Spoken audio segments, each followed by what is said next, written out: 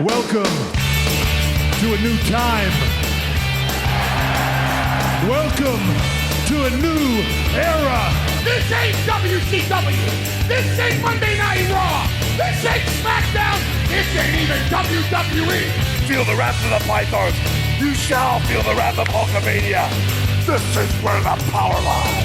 And that's the bottom line because Stone Cold said so. He put hard times on Dusty Rhodes and his family. I got a 66 and 2/3 chance of winning because Kurt Angle knows he can't beat me and he's not even going to try. It's time to step into the squared circle and get it done.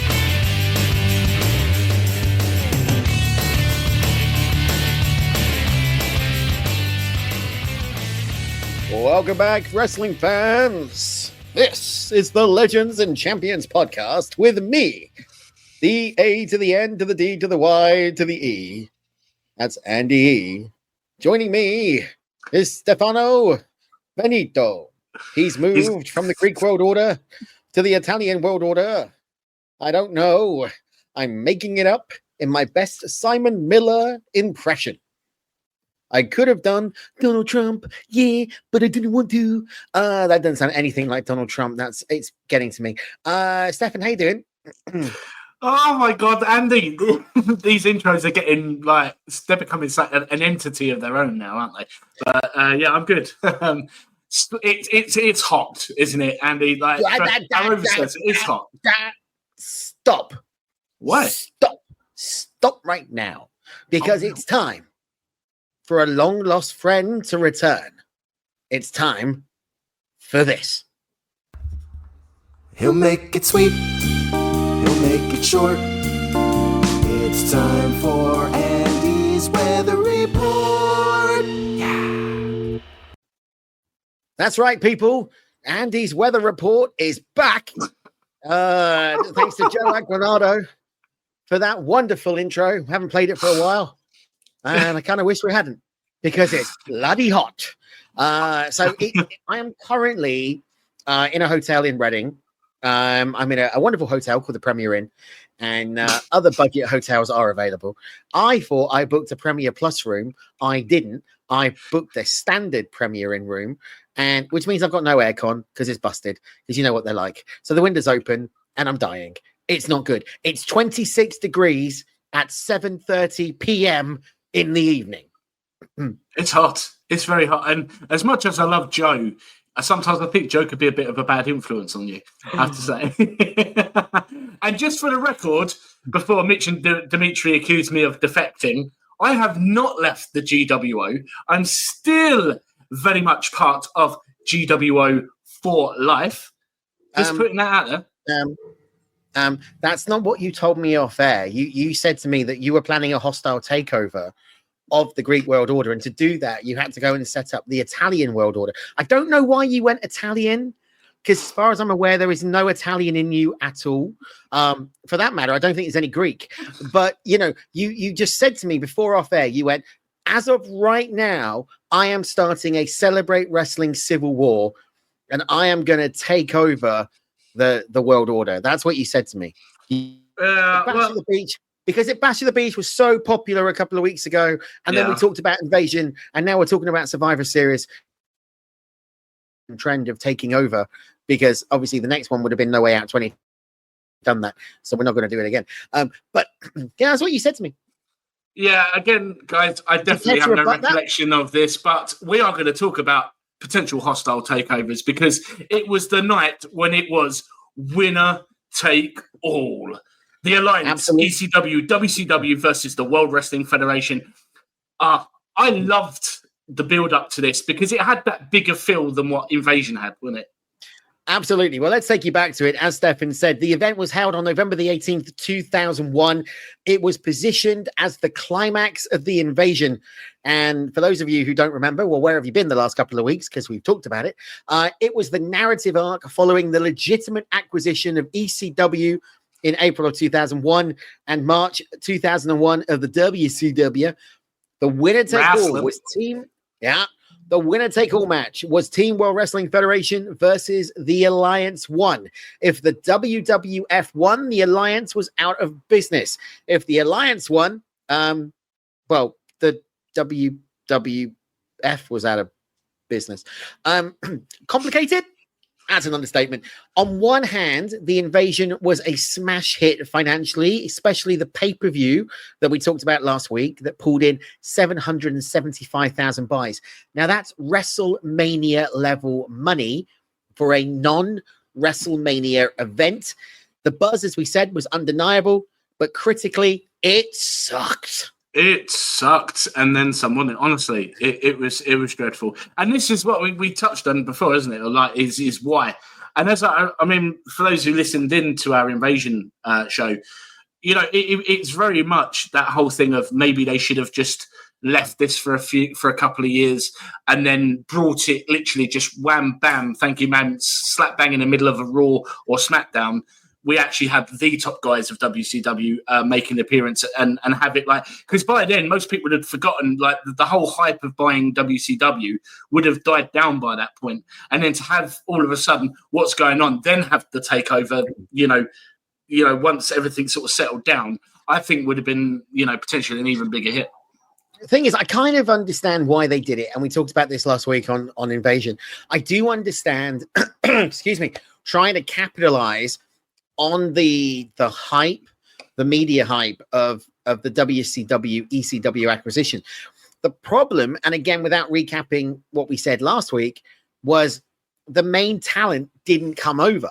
And when you look at the ECW talent, it was all World Wrestling Federation talent. You know, there wasn't anybody really new. And I think that hurt it.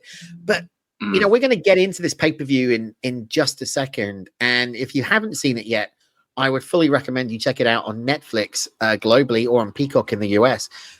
The one thing that got me about this pay-per-view, though, was how NWO it felt. Now, what do I mean by that? Let me explain to you. I went south. This is what I mean. When I was watching that pay-per-view, I went south. Why does this feel like the NWO? Because they were moving people left, right, and center between the World Wrestling Federation and the Alliance. You had Alliance members now competing for the World Wrestling Federation. You had World Wrestling Federation now working for the Alliance. Let's take Christian Cage, for example. William Regal, now working for the Alliance. Tajiri was Alliance, but then went back to the World Wrestling Federation. Tori Wilson was Alliance, went back to the World Wrestling Federation. Taz went Alliance, got kicked out of the Alliance, and then tried to screw the Alliance at every opportunity he had. Just went back to the World Wrestling Federation. Exactly. It was just weird, right? Because it was like, it almost felt a bit like desperation booking. It was like what they've done is they booked themselves into a corner with the whole Alliance angle. They realized it wasn't working at Invasion. So what do? You go back to the drawing board and you suddenly go, what worked for WCW? Oh, the NWO. We're going to rehash it. We're going to do our version of it. But then in February, you're going to bring the NWO. It made no sense. It was very much like that. I think you've put that very, very well, to be fair. And I think this is the thing. There were my big issues with it were, number one, yet again, they made it all about the McMahons. And, you know, we talked about when we did WrestleMania 2000 or WrestleMania 16 about how the main event, a lot of people don't seem to remember too much of the main event, or they remember the focus of that pay-per-view being, it was the McMahon in every corner. And I felt that this was, you know, I mean, obviously I don't know all the ins and outs of, you know, when Bischoff was hired and obviously got announced, which was a big shock to everyone, that being the new Raw general manager when he was.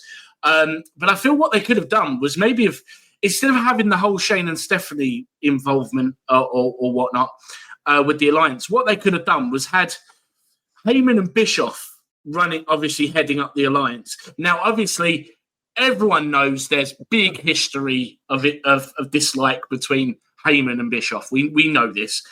That in itself could have been very, very intriguing to have had in the storyline, where you got two guys who cannot stand each other, who, you know, Bischoff tried to put ECW out of business, you know, back in the day.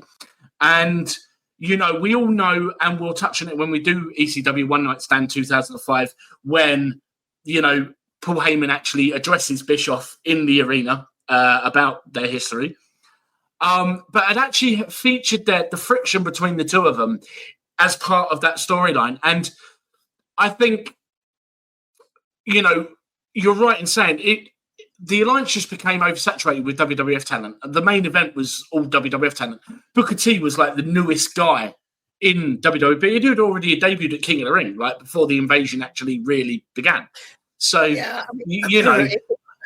it was weird because what I don't like when we do these things to kind of work through the card match by match, because every show has looked at the card. But I think with this one, it's actually interesting to look at the card and kind of go, where they were, because, it kicked off with the European title match that was Christian Alliance, Al Snow, WWF.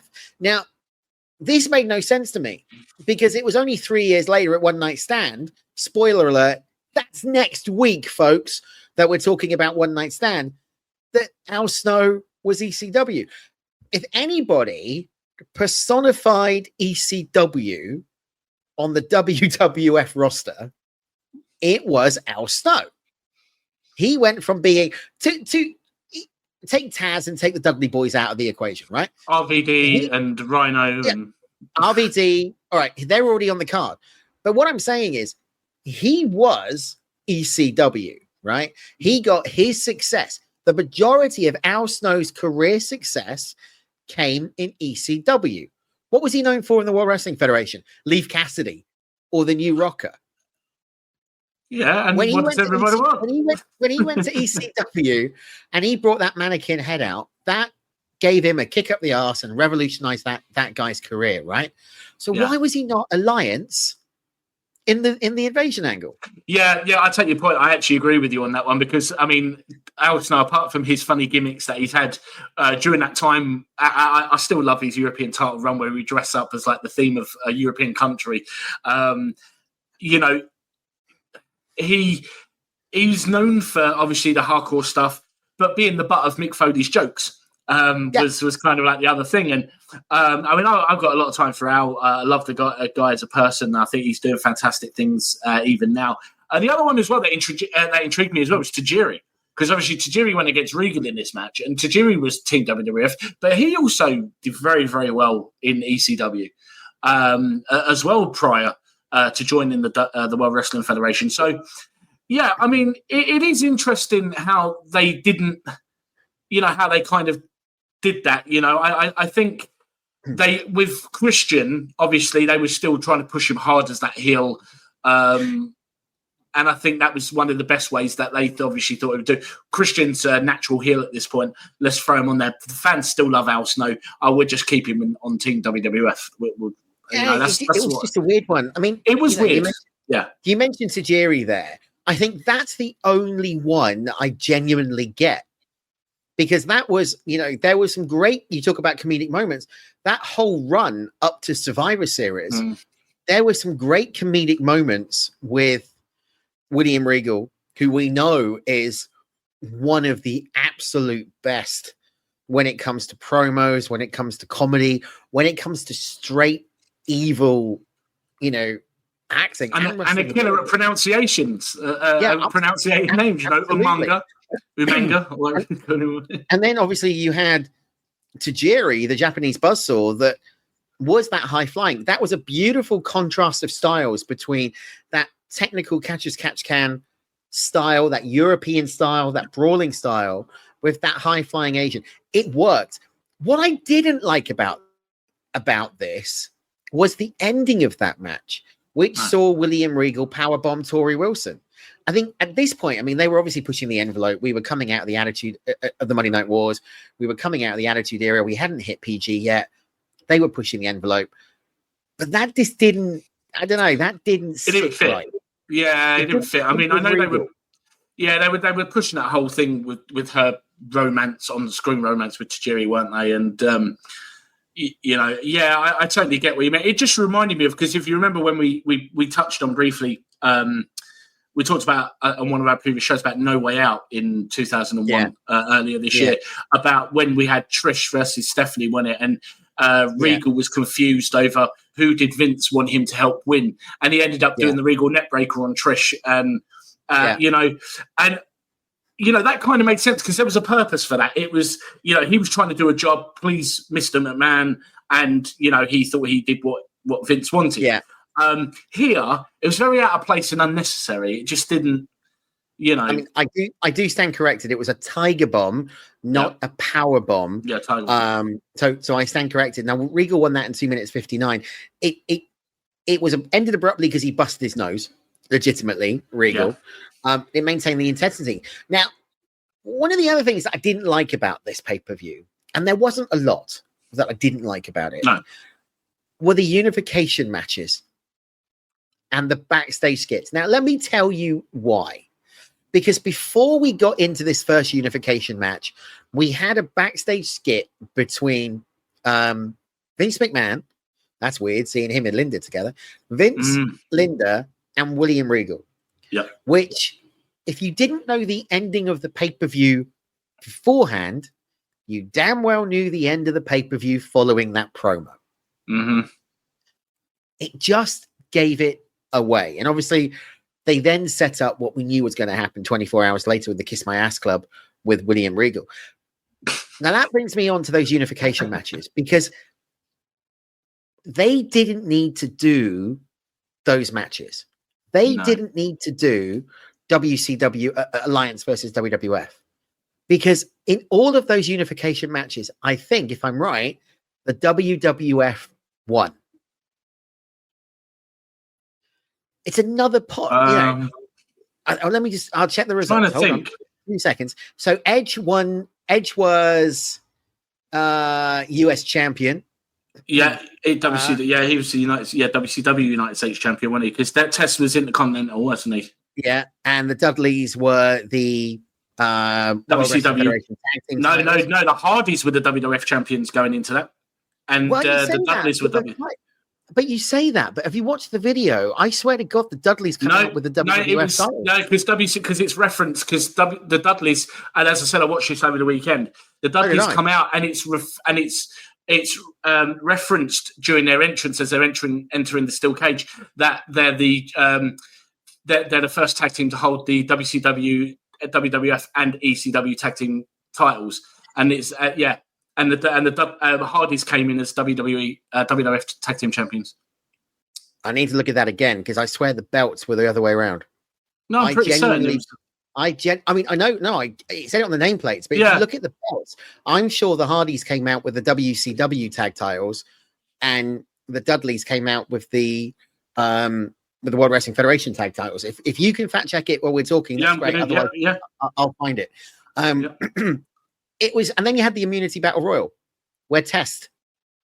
Now it was an interesting pay-per-view in terms of, but you just felt like no way in hell are they going to have the WWF lose. No, that was never, for me, that was never on the cards. I didn't for 1 second really ever see the WWF losing this. Personally, straight up, I still thought they had the stronger team. Despite Angle and Austin being on the opposite side, I still think WWF had the strongest team. For me, I just never saw. And also, it's Vince McMahon, isn't it? Yeah, but begs the question, why do the pay-per-view then? Sells money, isn't it? It's to tease, because some people... This was the thing about how unpredictable Vince McMahon could be, because we all go into it saying, well, WWF's not going to lose this, because we all expect Vince to want to kind of bury the WCW, ECW side of things and be like, look, I'm going to remind you, if you don't already know, my company's the most dominant and the one that's come out on top. But there's also that flip side where you think, but Vince McMahon could be very unpredictable. What if the Alliance do win and the WWF go out of business? Then they would have then probably have arched the storyline into how the WWF get back into power. But then Eric Bischoff said it in a recent episode of 83 Weeks where he talked about the biggest mistake that WCW made, and that was launching Thunder, was the McMahon is never going to let his brand suffer. McMahon will always put his brand first because he was protected, and quite rightly so, right? The World Wrestling Federation was the premier company at that time. It wasn't always the premier company. You've got to argue that WCW for 83 weeks was the premier wrestling promotion. But again, it just felt like watching it again. I've watched this pay-per-view so many times now. Yeah. Since 2001. It's got to be about the sixth or seventh time that I've watched the pay-per-view back. And don't get me wrong, I enjoy watching the pay-per-view back every time. But now I think I'm looking at it in a different lens doing this type of show, because we're looking back at the bigger picture. It was booked in a very, very weird way. It was. And just to add, I have fact-checked because I've actually brought up Netflix and looked at the entrance of the Dudley Boys, and they are wearing the WCW tag team title belts, and it's actually come up in the subtitles because for some reason the subtitles up. Howard in brackets, not Howard Finkel, just Howard, the WCW tag team champions, the Dudley Boys. So yeah, so that was correct. We've got that right. But yeah. It is, but going back to the topic, it was booked a very, very strange way.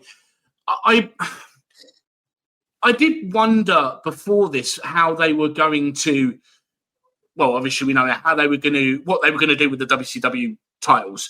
There's still that little part of me that still wishes that they would have had WCW still be its own thing and maybe run by Shane. I still think that would have been great. That could have been very interesting.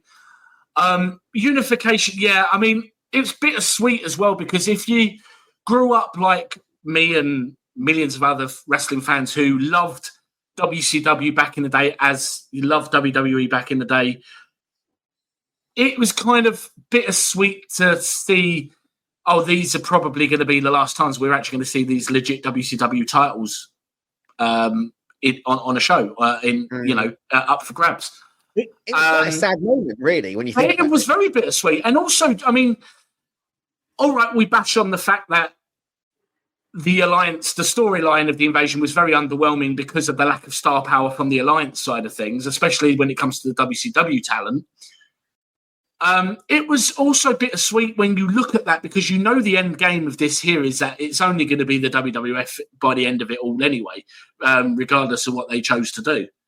And for me, that was always in the back of my mind as well, as just thinking, is this the swan song? Is this where we're actually finally going to get to say goodbye to these two promotions? I mean, I grew up a massive ECW fan. I mean, the love I have for ECW, which is what I'm still angry about. One Night Stand was a success, so let's do our version of ECW, and it's complete opposite. No, I'm not going to go off on a tangent on it, because we're going to get to that on our next show. But it was very difficult. And this is the thing with my personal opinion with Vince McMahon, is sometimes I loved the guy to bits because he was a genius and he, brought so many good things to my life and my love of professional wrestling. But at the same time, he made some really bad choices and some decisions which ruin everything. And this, it was it's a shame. But yeah, I really hope that in a minute we're going to very briefly touch on the immunity battle royal, because I've got something to say about that. Well, we are going to touch on the immunity battle royal in just a second. But before we touch on that, I do want to pick up on the women's title match, because, this one was Trish Stratus, Ivory, Jazz, Jacqueline, Lita, and Molly Holly. And the only reason I'm picking up on this one is because of the fact that this showcased what they thought of women's wrestling at the time in the WWF. This ran for 4 minutes and 23 seconds. Yeah. Now, this was a 6-woman match, and it ran for 4 minutes, 23 seconds. Just let that resonate. While you let that resonate, can I just touch on the fact that this was Jazz? I think this was Jazz's debut in WWE. It was Jazz's debut. And literally, even on commentary, apart from Heyman going, that's Jazz. Like, everyone's just like silent, dead. So you could see the tumbleweeds kind of going in the crowd, couldn't you? And I really felt for it, because I know the legitimacy of what a tough competitor Jazz was before this point as well. And I mean, all right, fair enough. She went and had a little bit of success in the company after this, which is fine. But the fact that they didn't know, And But that's yeah, the problem. But that's the problem of live events, isn't it? You know, when you're watching it, and that's always been the problem, and there's no way around it. When you're watching at home, you obviously get the backstory because the commentators play such an integral part in putting that storyline across and putting those moments across. But when you're in a live event, when you're at a live show or live PLE, you don't get it. So if you are a typical WWE audience that doesn't at this point know who Jazz is, who followed ECW back in the original days, who followed the NWA or whatever, you aren't going to know. And it is going to be tumbleweed. Yeah, right? But I was amazed that JR didn't say anything. JR didn't really say a thing. And normally I would have expected JR to have come out and at least, turn around and go, because as I said, we all knew who she was, knew she was a legitimate, tough competitor. I would have expected JR to have turned around and come out with something along the lines of, oh my God, it's Jazz, and then Paul Heyman then take it from there, hyping her up even more. Yeah, I do get what you're saying. I think, no, I get what you're saying there. I think Jim, I want to touch on the commentary team in just a second. But before we do that, we will go to this immunity battle royal. Loads of Alliance, World Wrestling Federation people who weren't good enough to get a match on the main card. John Stasiak out like straight away. Can I just say, we're filming this and you've just pulled a face that looked like William Regal. I wish I got a screenshot. I literally, no word of a lie, Andy's not kidding here. I just pulled a legit William Regal, I've been besmirched face. Yeah. I wish I could have got a screen grab of that, because that is who it is. But I mean, you look at this. It only 7 minutes 37 seconds by test. You've done it again. 7 minutes 37. One by test of all.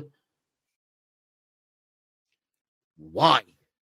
Yeah, I mean, I called it straight away because he beat down Scotty too hotty when Scotty was backstage about to go to the ring for the immunity battle royal. As soon as he beat him down and took his spot, straight away I was like, oh well, that's test immune from the from the end of this pay-per-view then. I'll go one step forward. I called it at the end of the US unification match because they were plugging him so much. That's true. Yeah, that's throughout that match. Yeah. They were pushing him as the future of the WWF or the future of the Alliance. But the timing of the pay-per-view fell off. Do you know what I mean? Because when you got to the winner-take-all match, over, I think, an hour and a quarter left on the card. And I remember looking at it. So, I was working and I had it on in the background as you do, when you got things on. Yeah. And I remember looking at it going, how the hell are they going to fill just under, 75 minutes with one match? Obviously forgetting it was, Survivor Series rules, so it was elimination. But actually, when you got down to it, it was Rock in Austin for a good 20 minutes. Yeah. In that match, right? Yeah. It could have been a one-on-one. Then you had the angle turn. So I think that the pacing was off. We're going to touch about that in a second. Do you know what I think they missed a trick on? Do you know what I wish they would have done?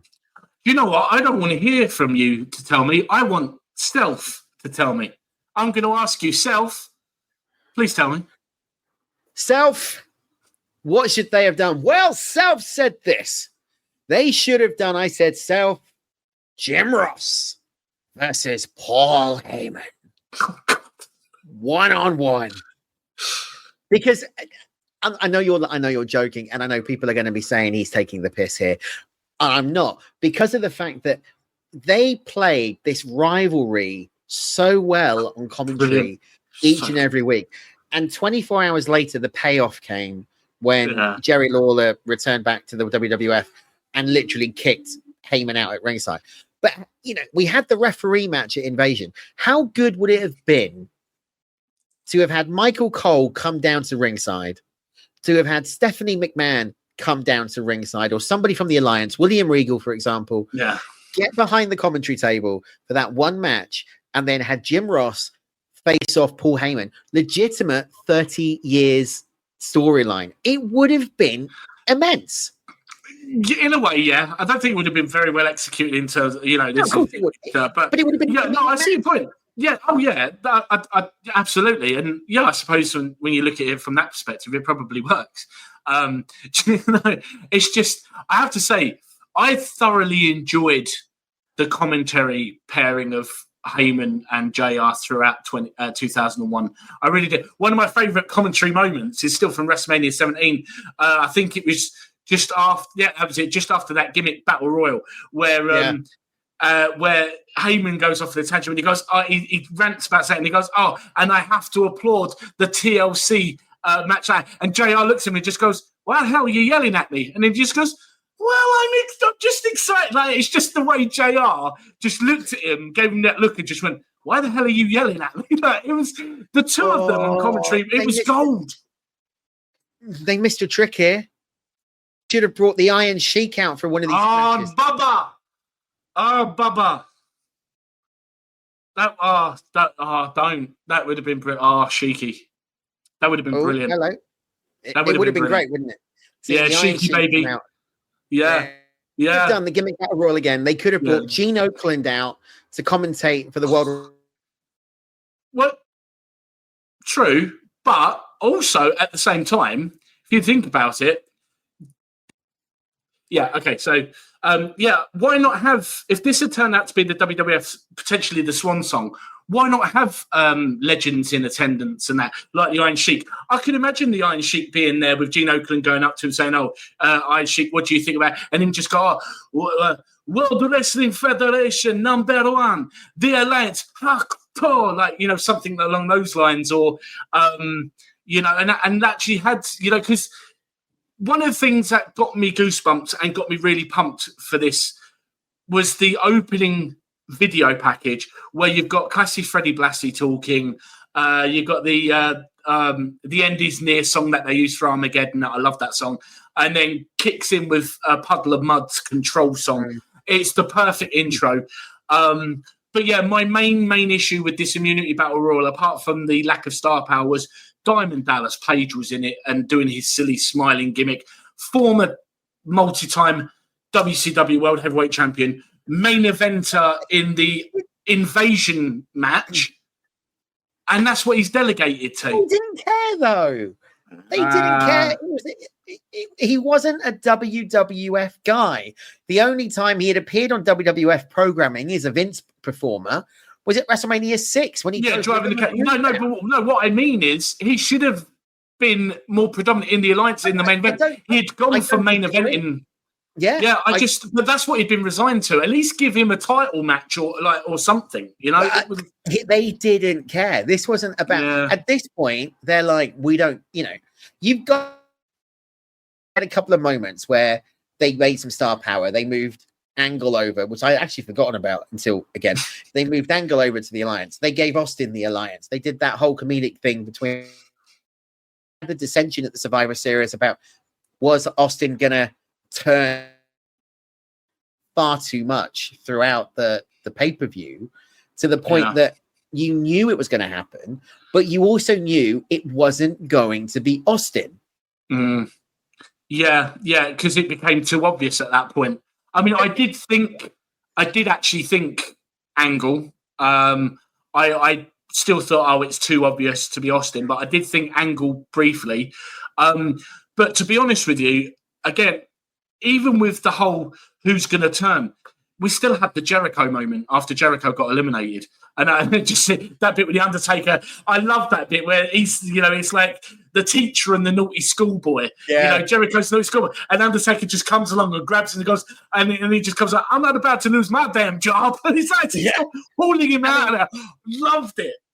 I was not a fan of the American Badass Undertaker at this point. Because I was in the early stages. But this is when I went, this is Undertaker. This is cool. That would have been that's a mistrick. I like the first few months of the American Badass Undertaker, his return at Judgment Day. I loved all of that. What I think they did miss a trick with is if they should have cut that American Badass thing short, is if they had actually had Taker do his entrance last, and everyone's getting ready. They start playing rolling. Then, like, all of a sudden, it just, like, the song cuts out, the lights go out, and then they had Paul Bearer, because Paul Bearer obviously came back. If we'd had Paul Bearer then going, oh, yes, and then had the dong and like that, that place would have lost, that roof would have gone off that building. And I think that what a way, because then not only have you got, you think you're getting Undertaker, which American Badass Undertaker was a little bit more easier to beat than the Phenom version was. And I think that's, if you going into the big high stakes main event match and you've got, oh yeah, they've got the American Badass Undertaker, you go, he'll be a problem, but we can handle him. You go there unprepared, you've got the Phenom, the dead man there. Like, honestly, just, I'm getting goosebumps thinking about it. It never happened, and the pay-per-view was like over 20 years ago. What's going on? You can tell we're British, can't you? You can tell we're British. You know why? The American Badass is what you've said. Badass, not badass. The American Badass. Badass. You know, it's like when Billy Gunn used to come out. Did you go, he's a badass, Billy Gunn? He's an arse man. He's an arse man. He's a Darien man. His bum bum. I don't know. That's a t-shirt. Isn't it? His bum bum. I don't know where we're going with this. Let's go back to the winner takes all match. So we talked about, it was Survivor Series elimination. I didn't think, to go back to your point about DDP, right? Yeah. There were better people to put in the 5-on-5 than Shane O'Mac. Yeah, absolutely. Shane O'Mac didn't need to be in that match. It should have been DDP, because the only WCW guy in there that's representing was Booker. But then who really, thinking about it, who else was there really? You know, DDP. Yeah, but if they hadn't booked him so silly, earlier on in that, and they kept him, then it works absolutely fine and it makes complete sense. Other than that, you look in the card, and then you do actually go, there isn't anyone, because WCW didn't have the top guys. Yeah, because also I can't remember if it was I cannot remember if it was Survivor Series or Invasion. It's one of the two. But Lillian Garcia cocked the name up of Chuck Palumbo and Sean O'Hare. That would have been an invasion. That was an invasion. Yeah. Because Jim Ross made a comment. And I'm just sat there thinking, if the ring announcer is cocking it up, right, the fans are not going to know. It was a genuine, because at this point, Lance Storm is Alliance. He's moved over to ECW. There is Marcus Bagwell is gone after the first 20-minute, thing against Booker T on Monday Night Raw. There is ultimately no solo WCW talent that could have gone in that spot. No, not what was available. That's why I said, if they had waited a couple of years or so, or a few years, and then literally have this just come out absolutely nowhere and think, wow, okay, this is happening. You've got the pick of the bunch. We know that only a year later we had Hall, Nash, Hogan in there. All right, even later with Sting, but they didn't necessarily have to have Sting there, because you still have Scott Steiner there.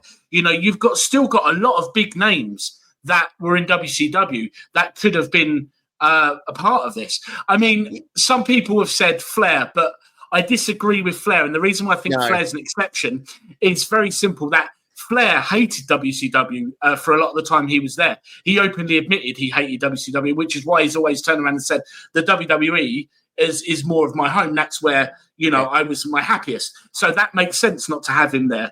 And they could have had Bischoff as part of it. Because at that time, you had Bischoff as Raw general manager. You had Heyman as SmackDown general manager, at the same time at one point. So in a way, it actually works.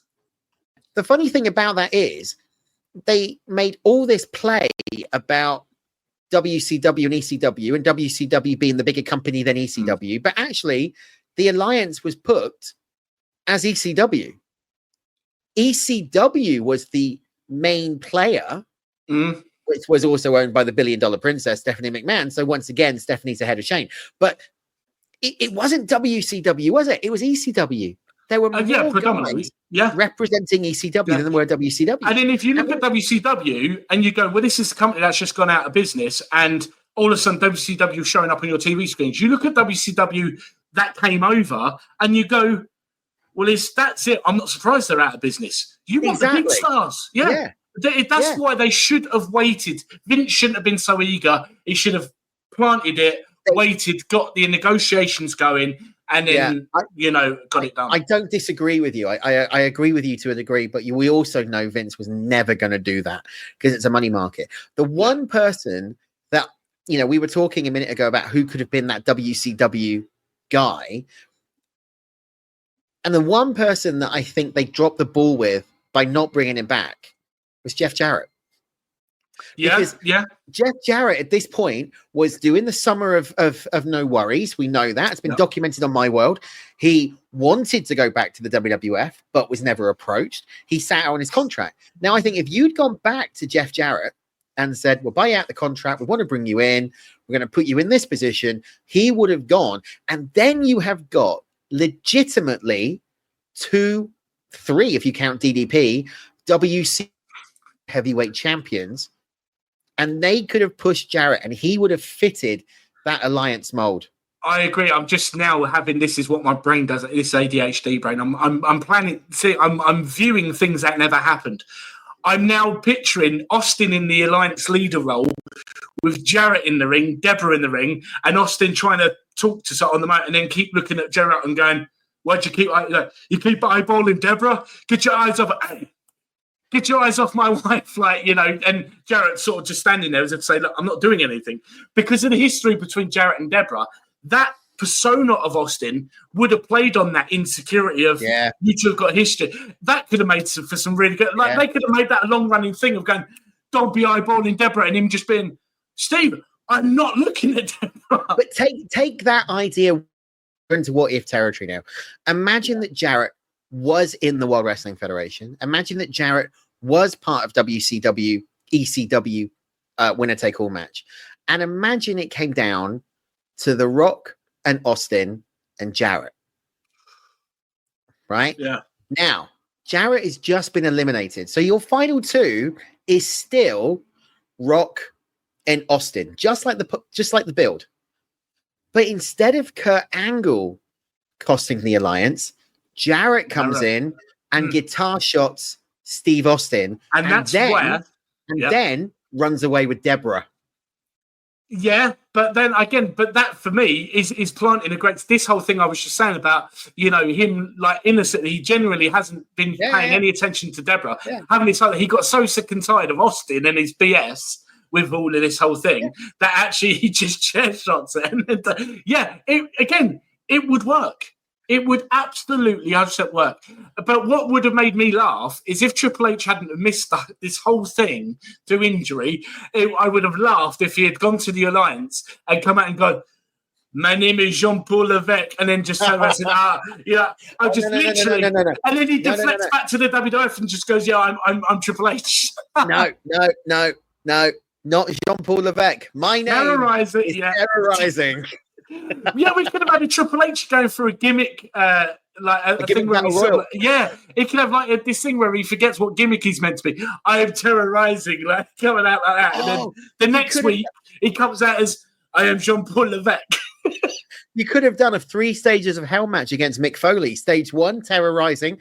Match 2 could have been Jean-Paul Levesque versus Mankind. Yeah. Stage 3 could have been Triple H versus Dude Love. It would have worked. He could have turned up on Raw as terrorizing, turned up on SmackDown as Jean-Paul Levesque, and then turned up at the pay-per-view as Triple H. We're going way off topic. Oh, I'm sure they'd appreciate, the listeners would appreciate that sort of thing. Honestly, that would have been hilarious. Oh, my God. And then you ask Kevin Owens to say, who is this guy? It's Elias. These 3 people are Elias. Tell me if I'm telling lies. I mean, it was... Bear in mind, it's 24 years ago. I know. Now, this pay-per-view took place. It's 24 years since this alliance angle took place, and we still talk about it ultimately as one of the biggest failures in wrestling history. But I kind of think putting a bow on this whole ECW, WCW alliance angle, invasion of WWF, I do think, in a way, as wrestling fans, we're actually too hard on this angle, right? And the reason I think we're too hard on the angle is because, again, I go back to, I think I said it last week on Invasion, this Guardians of the Galaxy scenario, right? This, if you were a hardcore wrestling fan during the Monday Night Wars, if you were religiously watching Monday Night Raw and Friday Night or Nitro or Thunder towards the end, you had your favorite promotion. You had your favorite superstars, right? So when Vince bought the competition in my head, right? That set the stage for all of us smart fans, all of us smart marks, all of us insiders, all of us wrestling fans to go, we are going to get the main eventers of WCW against the main eventers of the World Wrestling Federation. So we instantly overbooked this entire angle, right? Yeah. And once, they did the unveiling at WrestleMania X7 and you saw who was sat up in the skybox at the Sky Dome, and you saw it was Lance Storm, and no disrespect to Lance, but no disrespect to Lance Storm because he's a tremendous worker. Lance Storm is amazing in ECW. Worker. When you saw Sean Stasiak, when you saw Stacy Keibler, when you saw Chuck Palumbo and Sean O'Hare, you instantly, as a wrestling fan and a diehard, went, "Oh Jesus!" Like you said, where's Hall? Where's Oz? Where's Hogan? Where's the Nature Boy Ric Flair? Where's I don't think anyone said where's Oz, but yeah. I was waiting to see how long it would take you to pick that one up. Where is so and so? Where is so and so? Where's Vinny Vegas? You instantly fell flat, and never picked it back up. But if you'd done the angle as a group of invading superstars, similar to the NWO, but with no lineage, it may have worked. I think it was just because it was WCW, and it meant a lot to people. Yeah, we expected far too much. Yeah, but it wasn't wrong to expect that because that's what you would expect. Because back then you don't think about contract obligations and we don't think of those things. As you grow up and people like us that have worked in and around the business, we know what this stuff sort of nowadays. But back then, you didn't really think of those sort of things. And obviously, social media wasn't really a thing back then either.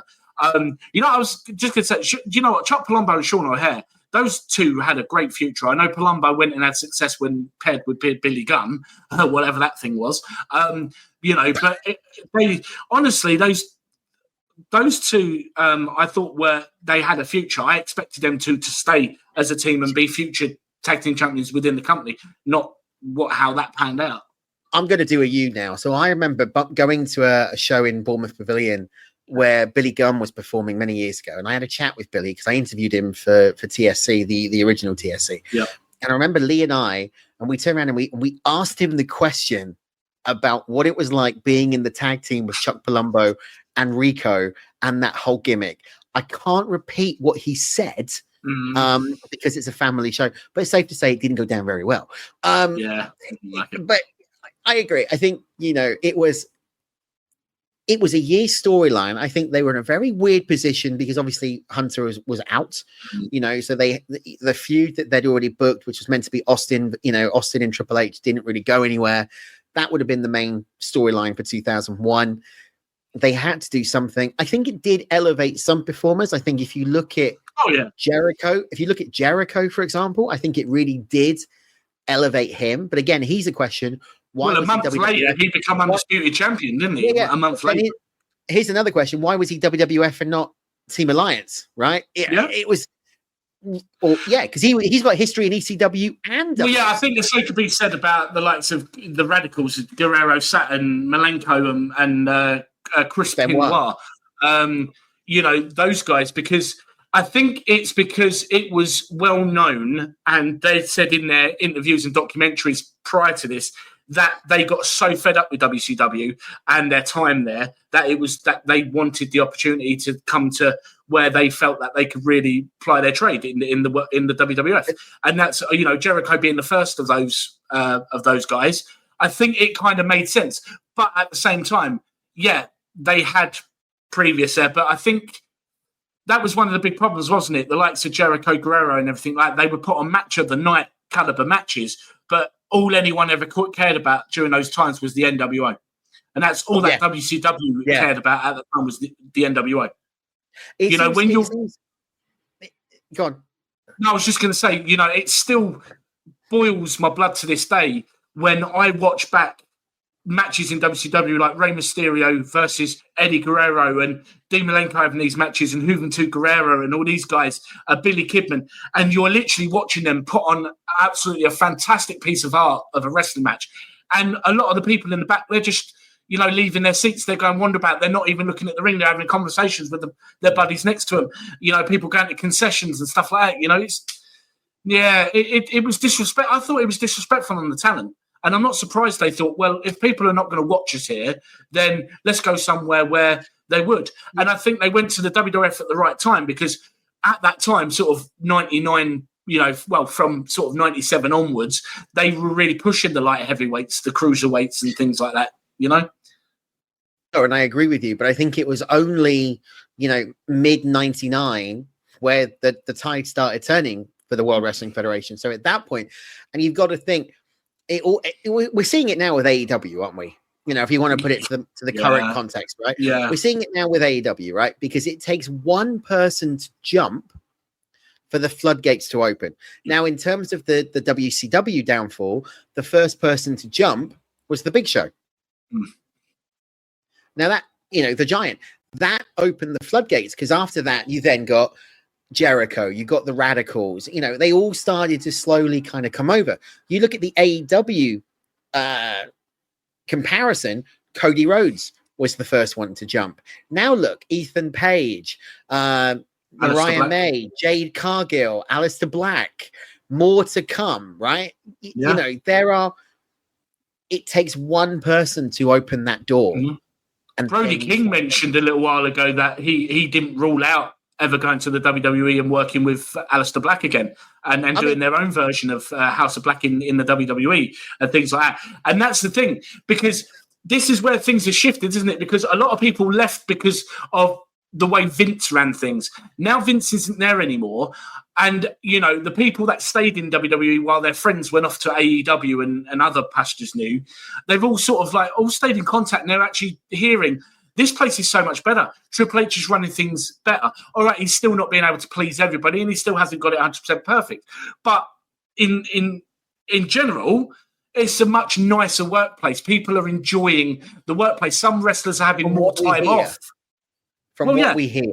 But a lot of them now, some of them, they're getting a lot more time off their schedules now than what they were. And it's okay to do that. And this is one of the things I think Vince didn't see or refused to take advantage of was when the WWE, even like where you have NXT, same thing with AEW, they're oversaturated with so many talent. You can afford to give top talent and that time off to be with their families and to recharge and give spots to other people. It's okay to do that. But in fairness to AEW, they do that. They hire the talent, then they never put them on TV. Exactly, and that's a problem. And I know entire length of their contract, they don't work. I know, and I know a lot of AEW lovers and that will turn around and say, "Oh, you're just bashing AEW because he said no." We've seen all this before with WCW, and I do understand and agree somewhat, not completely, somewhat, with what some fans are saying now, which is AEW could learn a lot from, like Tony Khan could learn a lot from where WCW went wrong, and there are some similarities there, and that makes me wonder. But ultimately, going back with this thing, I do wonder how the landscape would have changed if if Vince had kept WCW going as its own entity, still had its own fan base. He had two big, huge companies drawing in the money. Maybe say to Paul Heyman, do you know what? One Night Stand has been a success a couple of years in a row. I tell you what, run ECW the way ECW was, but we've got to give you the financial backing. Run it, make it extreme, make it that alternative. You've got three of the biggest promotions under one banner making millions and millions and millions. It never would have happened. I know, but it wouldn't have. But what if? That's what I'm saying. If that had been the case, we may never have got TNA. We may not have got AEW. No, it would have been if, and it's a big if, that had happened And those three gentlemen had been given creative control, right? If you think, if Heyman had been given creative control of ECW, if Bischoff had been given creative control of WCW and let to go out there and do it, the wrestling landscape, like you say, would be totally different. There is only one big player now. There would only have been one big player, but three satellite brands. But it would never have happened for one reason: Vince McMahon. Because McMahon was never going to admit that the competition was as, if not more popular than the World Wrestling Federation. Totally agree with you. Absolutely agree with you. And unfortunately, that is where he wouldn't see, the bigger picture. And the fact is, he should have realised, these are mine. Yeah, Bischoff can run WCW as a separate, but ultimately, they're making me the money. I own all of this now. But you've got to think, we are seeing a version of that now. Right? Yeah. We're seeing a version of that now because you've got NXT, TNA, and AAA. Now, AAA, we know, is owned by the WWE, right? TNA, I will put money on it that they buy that company before the end of the year. I wouldn't put it past them. I will put money on that they will acquire TNA. Then you've got the WWE is the global, and you've got your three brands underneath it. And AAA is getting huge ratings at the moment. Yeah. And I've been impressed. You look at the pay-per-view they did after Worlds Collide. I can't remember, Triple Mania, I think it was called. It got stellar reviews. You look at what TNA are doing at the moment with Slammiversary and with Against All Odds 2025, getting stellar reviews. And you look at what NXT Black and Gold are doing now, stellar performances. So we're seeing it, right? Yeah. We are seeing it.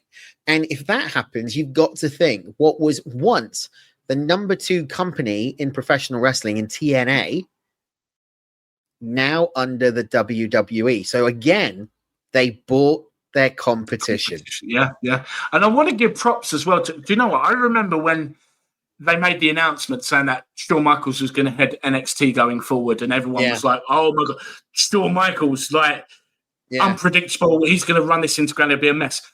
I've seen the way he interacts with the talent, that he, to me, and this is just my personal opinion, people can agree, disagree, whatever. I feel that this role in NXT, having NXT placed in his hands and him being given guardianship of running it, has given him a new lease of life. I really do believe it's given him a new lease of life. He looks so happy. I love the way he interacts with the talent. Because he honestly, the way, like the videos that come out of him, just even doing TikToks with, I'm not a fan of TikToks, but the TikToks he's doing with the talent and the little games and all that, and everyone seems to absolutely love him. They're seeing Shawn how the generations of NXT before saw Dusty. I mean, that fatherly role. He is this modern generation's Dusty Rhodes. I totally agree with you, but I think you've got 2 paternal grandfathers there. I think you've got 2 paternal fathers. You've still got Triple H. He's now doing it for the main roster and NXT. And you've got William Regal again for NXT. And William Regal's there beyond things. Yeah. So I think it's a completely different era now. But to bring this back to Survivor Series and to bring this back to the invasion angle, we've done 3 weeks now, which we didn't mean to do. Let's be frank. We did not. When we started doing Bash at the Beach 96, we did not mean to do a whole series on the invasion. It just naturally works. I'm glad we've come to the end of it. Yeah. But you have to give props about whether you liked it or whether you didn't like it. You did get some interesting matches. You got an interesting year of WWF television, which was full of highs and full of lows. And there was a reset, I think, the Monday night after Survivor Series, because that Monday Night Raw, I don't know about you, but for me, watching it again, I'm surprised it's not on Netflix, because I looked. That episode of Raw is not on Netflix, so I found it on YouTube. But to me, that felt like a WrestleMania Monday. There was something in the air that night. Yeah. The return of Jerry the King Lawler to commentary, the kicking out of Paul Heyman, Vince McMahon going full on heel again.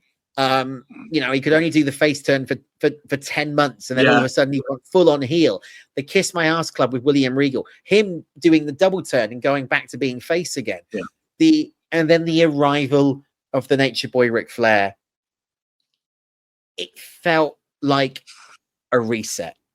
Yeah, it did. And the last thing I want to say on it is just because, I loved it. I touched on it earlier with the commentary dynamic and chemistry between Paul Heyman and JR. I love the bit at the end of this when WWF have triumphed and Paul Heyman looks sick as a dog because he knows they've lost. And JR rubs it in and just goes to him, You lost, Paul. You don't work here anymore. Oh, it's brilliant. Just absolutely brilliant. And then, as you say, reference Monday Night Raw, the next thing, Paul Heyman on his hands and knees, but please, Mr. McMahon, don't fire me,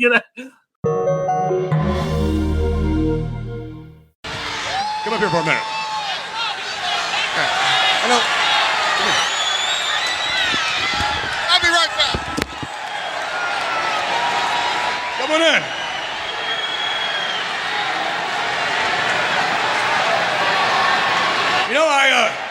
Just for the record, I appreciate people who speak their mind. That's me. And I can do it right there. And I remember some of the things you said about me just the other day. I'm all right with that. I'm a First Amendment advocate. Yes, you are, and the best one at that.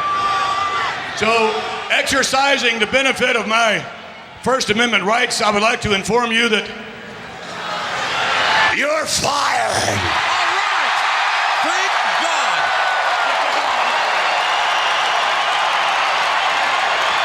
Good riddance to bad rubbish. You're fired. Get out of my ring. Cuckoo Pachoo the Walrus is gone. Honestly, there were some cracking moments amongst all of the madness that this was. I mean, you talk about, tumbleweeds when Jazz came out. Monday Night Raw was the complete opposite, because when the King's music hit, I haven't heard the crowd pop as much as what they did for Jerry Lawler. Yeah. But when the Nature Boy came out, I mean, that was a huge pop. But this is my ring, and you're standing in it, and I want an explanation.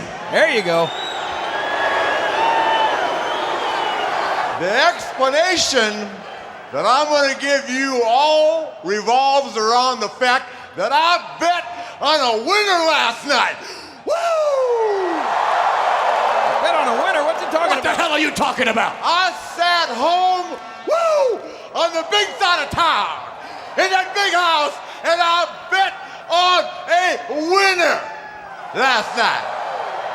You had money on WWF? Kurt Angle, let me just say this to you. You're a man that's got an Olympic gold medal. You got a legacy. You're an ambassador. This is no way you want to win the world title. Be Kurt Angle. Be the gold medal winner and be a man that wins by being the best man.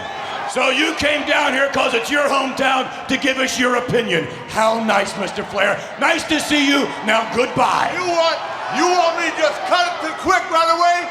I bet on a winner last night. And do you know that when Shane and Stephanie sold their stock to that consortium, that the consortium, Wait a minute. What is he saying? Wait a second. The consortium, you don't mean... The consortium was me, and now you and I are limousine riding, jet flying, stealing, wheeling dealing, son of a gun.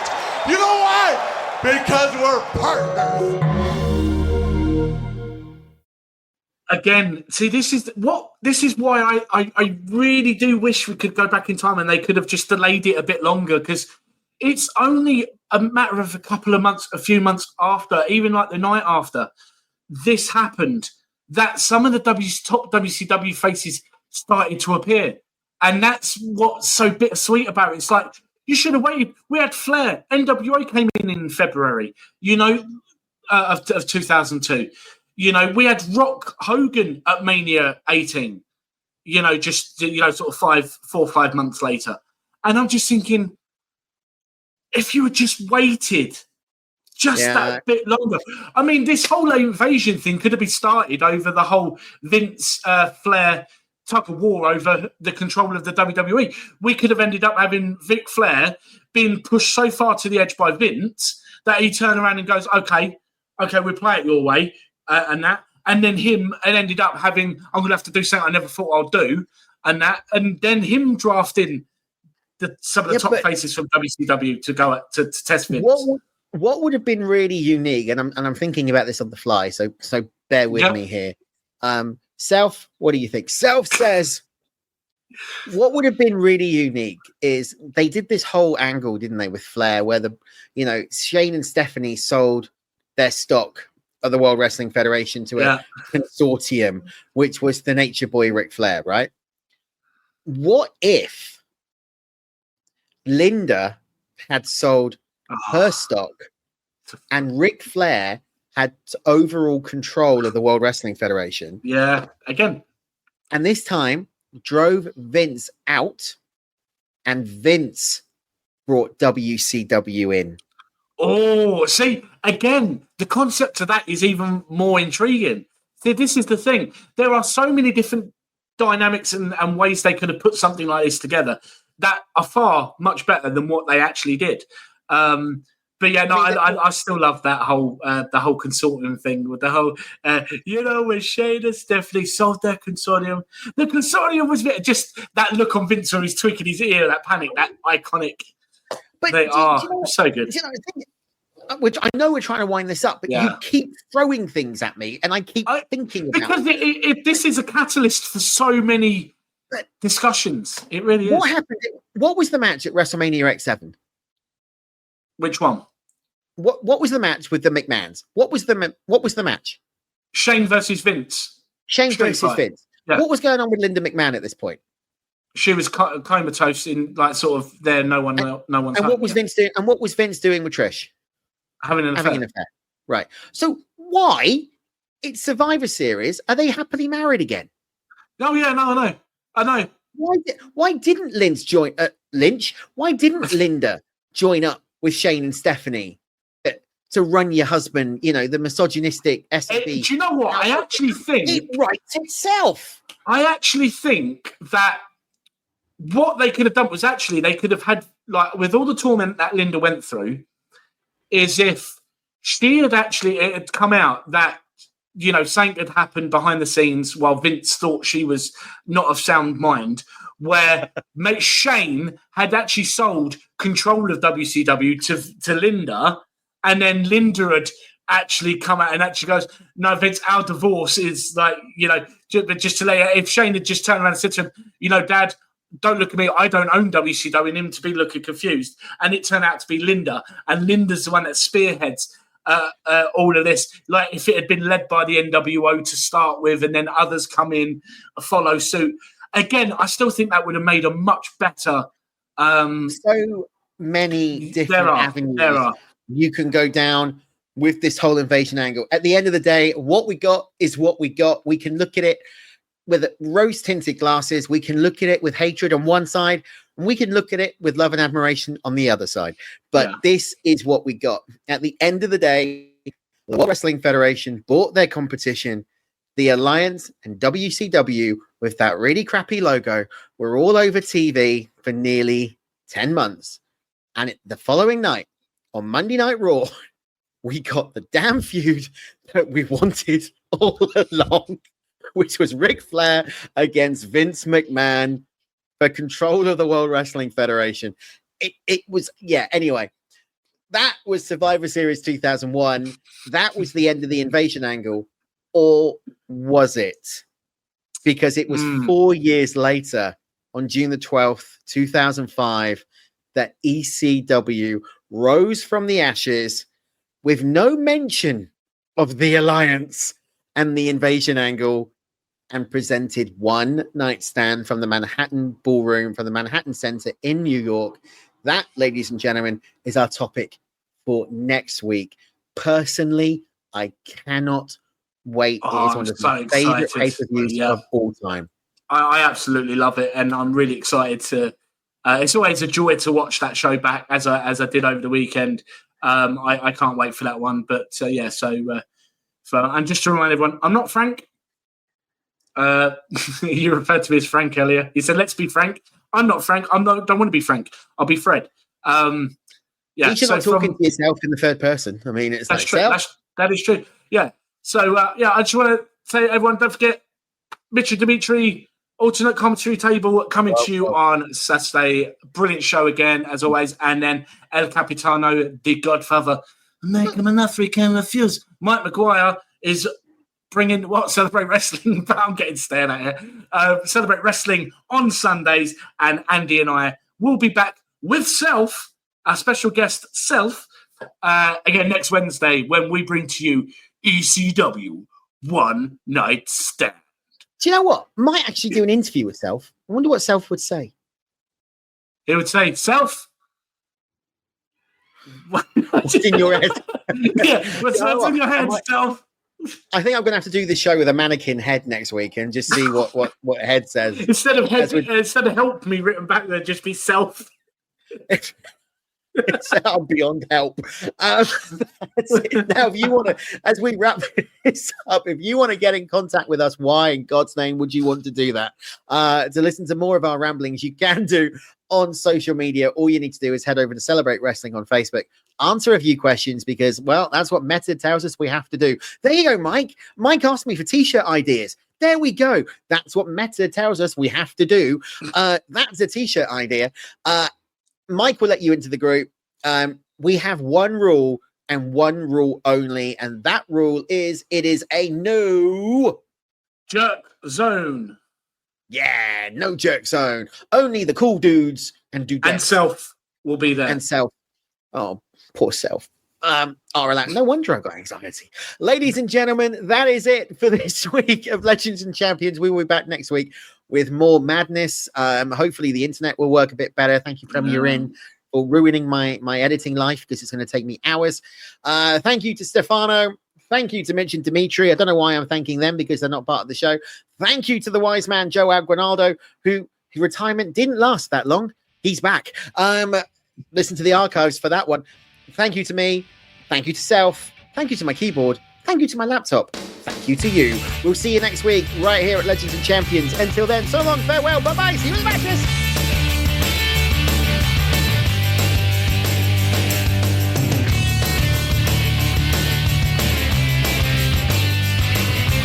This has been Legends and Champions with Andy Evans. Thank you for listening.